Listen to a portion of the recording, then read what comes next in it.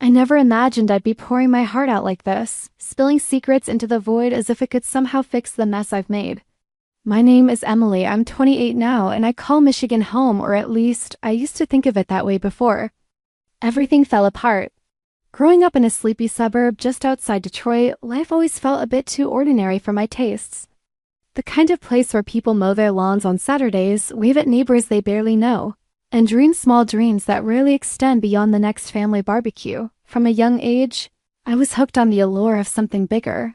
It started innocently enough watching TV shows about glamorous lives in big cities, flipping through magazines filled with airbrushed celebrities.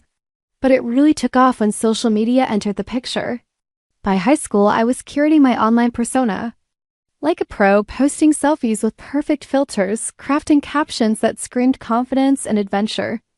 Every like, every comment was a hit of dopamine, a tiny validation that I mattered in a world that otherwise felt suffocatingly average. My parents were solid. Hardworking folks, dad at a factory job, mom teaching elementary school. They encouraged me to pursue my dreams, but their version of dreaming was practical. Get a steady job, save for a house, find someone nice to settle down with. I nodded along, but inside I rebelled. I wanted fireworks, not fireplaces.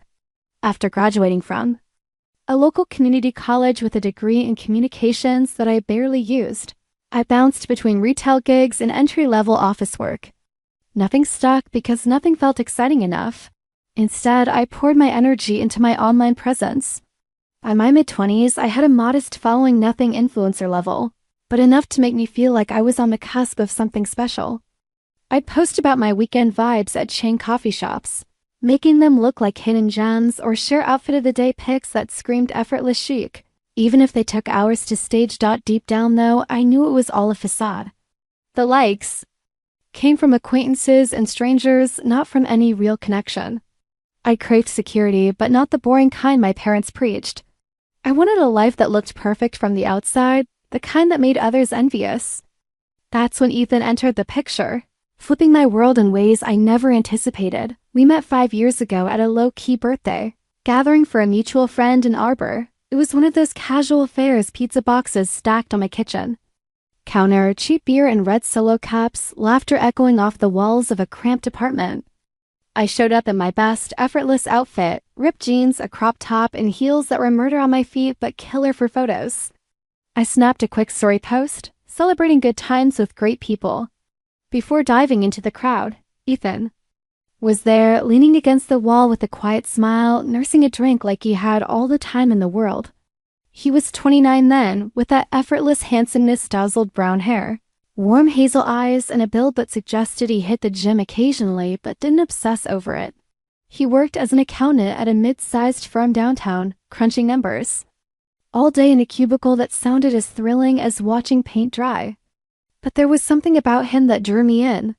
He wasn't trying to impress anyone, no loud stories or flashy gestures.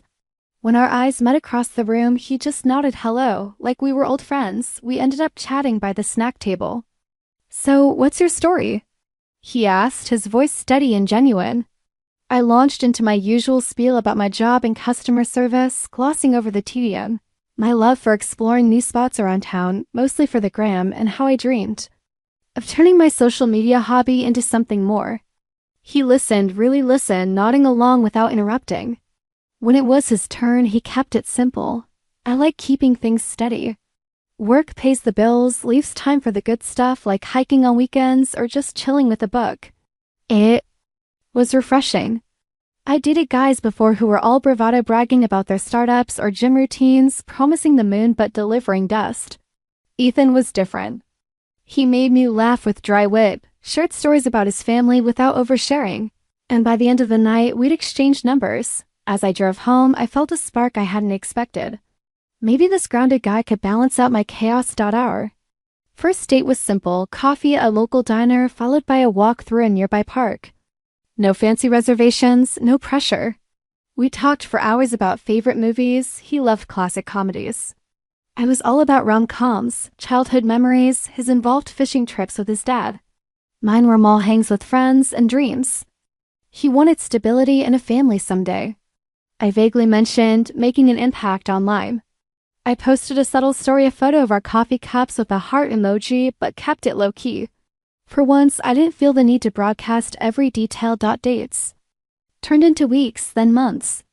Ethan was consistent, the kind of guy who texted good morning without fail, remembered little things like my favorite ice cream flavor, and never played games. We'd binge-watch shows in my tiny apartment, laughing over popcorn spills. Or we'd drive out to small towns, poking into antique shops where I'd snap artsy photos while he humored me with patient smiles. He didn't mind my social media obsession. In fact, he found it endearing at first. "You're like a one-woman marketing team," he'd tease. What I loved most was his quiet confidence. He didn't need validation from crowds. His life was straightforward.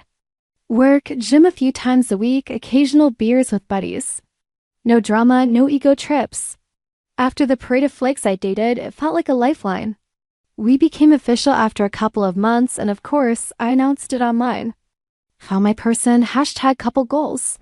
The comments flooded in, friends gushing, hearts and fire emojis galore. It fed my ego, making our relationship feel like a win. 2 years in, we got engaged. It wasn't a grand proposal, no flash mob or Eiffel Tower backdrop. Ethan took me to that same park from our first date, got down on one knee with a simple diamond ring he'd saved for, and said, "Emily, you make every day better. Will you marry me?" Tears stung my eyes. It was perfect in its simplicity. I said, "Yes." And we celebrated with takeout Chinese at home. The wedding was modest, a backyard ceremony at my parents' house in the suburbs, with about 50 guests. We couldn't afford a destination extravaganza, but we made it ours. String lights twinkling, homemade cupcakes, a playlist of our favorite songs. My family loved Ethan. He was polite, helped set up chairs without complaint, and chatted easily with everyone. "He's a keeper," my mom whispered during the reception. I beamed, posting snippets online. Us cutting the cake, our first dance under the stars. Captions like, "Forever starts now," racked up hundreds of likes. Honeymoon phase? It was real. We moved into a cozy 2-bedroom apartment in a quiet neighborhood near Lansing, nothing fancy. But it had a balcony for morning coffees and enough space for my growing collection of thrifted decor. I kept my customer service job, fielding complaints over the phone while Ethan plugged away at his accounting gig. Bills got paid, we cooked simple meals together, pasta nights were a thing. And weekends meant lazy drives or Netflix marathons. At first, it felt romantic.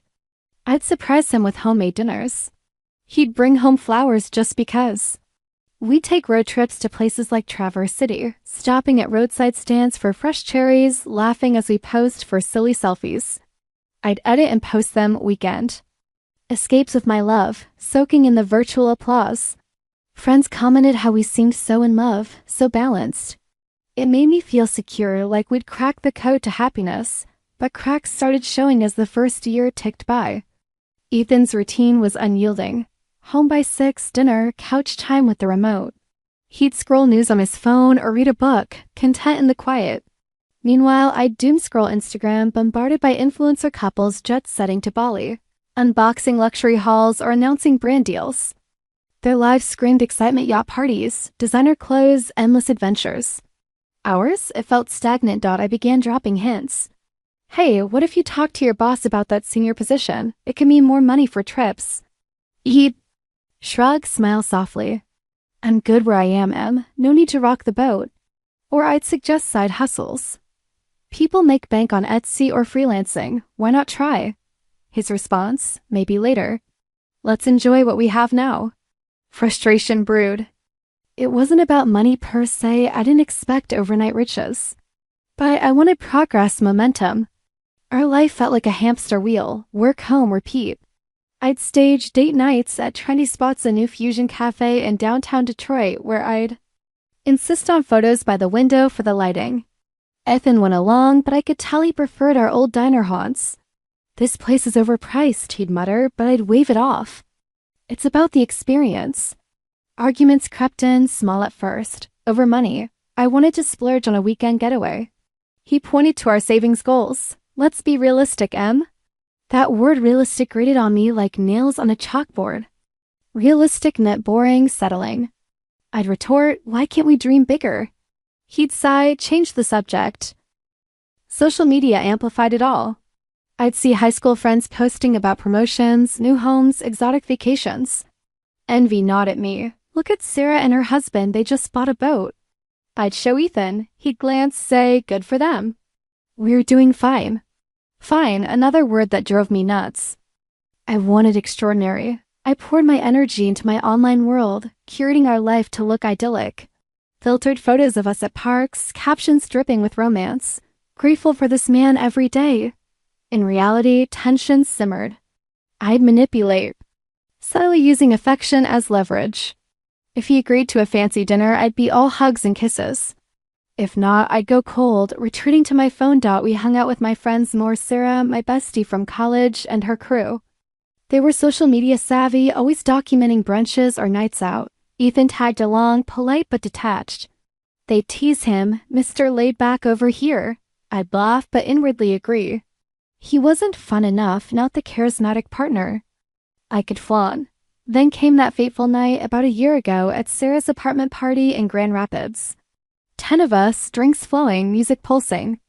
We played a game. What's your biggest achievement in the last 3 years? Answers varied: promotions, engagements, marathons run. Ethan's turn. He thought, then said earnestly, marrying Emily. That's been the highlight for me. The room cooed, aw, sweet. But I felt a pang: embarrassment? Disappointment? Before I could stop myself, I quipped, come on, is that really your only accomplishment? Marrying me? I laughed, trying to play it off as banter, but the edge was sharp. Silence fell. Eyes darted. Sarah chuckled awkwardly. Harsh, Em. Ethan forced a smile, but his eyes dimmed. The night dragged on. He withdrew, speaking minimally. Driving home, he was quiet. Finally, at a red light, do you really think that? That I'm nothing without you? Defensive, I snapped. It was a joke. Lighten up. But the damage was done. That night, he slept on the couch. The next days were tense. I busied myself online, posting party pics, cropping out the awkwardness. Fun. Times with the squad. Captions masked the rift. Ethan stopped the little gestures, no more surprise coffees, no memes texted during my shifts. Guilt flickered, but I shoved it down, telling myself he was overreacting. Friends weighed in. Sarah pulled me aside. That was kinda mean, Em. He looked hurt. Others dismissed it. Guys are sensitive. He'll forget. I clung to the latter, avoiding self-reflection. A week later, we talked or argued. You always push me to change, he said calmly. I'm not chasing fame or fortune. I like our life, I fired back. Our life? It's boring. You're content being average. Words escalated. Maybe you're the one obsessed with likes, not love. It stung because it rang true. Tension mounted. Good days cooking together, sharing laughs interspersed with bad ones, where I'd nitpick his ambition, he'd retreat. I'd go out with friends, posting girls' night out. Implying freedom, intimacy suffered.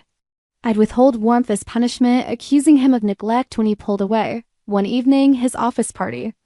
I dressed up form-fitting dress, heels to impress. Ethan barely noticed, focused on colleagues. Driving home, I exploded. You don't appreciate me? He replied evenly, you do this for the camera, Em, not for us. That hit hard. Arguments intensified. I ranted about his complacency. He called out my superficiality. The breaking point, another fight over his career. You're holding us back. I yelled. Your biggest win is me, and you don't even value it. Hurt flashed in his eyes. I'm done fighting this. Days later, I packed a bag. I'm staying with Sarah. You don't want to grow, so why stay? I expected drama-begging promises. Instead, if that's what you need, go. Door slammed. I left, heart pounding with anger and odd triumph. At Sarah's, couch surfing felt temporary. I posted carefree. Self-care mode activated. But reality bit bills piled, funds dwindled from fun. Outings. Ethan didn't chase. A text. Miss you? His reply, miss the old you. Pride held. I vented to friends, painting him as the villain. Some agreed, others, you disrespected him first. Doubt crept. Life without him? Empty. Dates flopped. No one? Matched his steadiness. Months passed. Ethan texted about my stuff. Visiting the apartment stirred memories: couch cuddles, kitchen dances. He was calm, resigned. I grabbed boxes, tears hidden, now alone in a sublet, regret swirl. I see my faults, ego, manipulation, chasing illusions. But pride lingers. He should have tried harder. I miss the simple love I shattered. Maybe I'll reach out, but for now, limbo.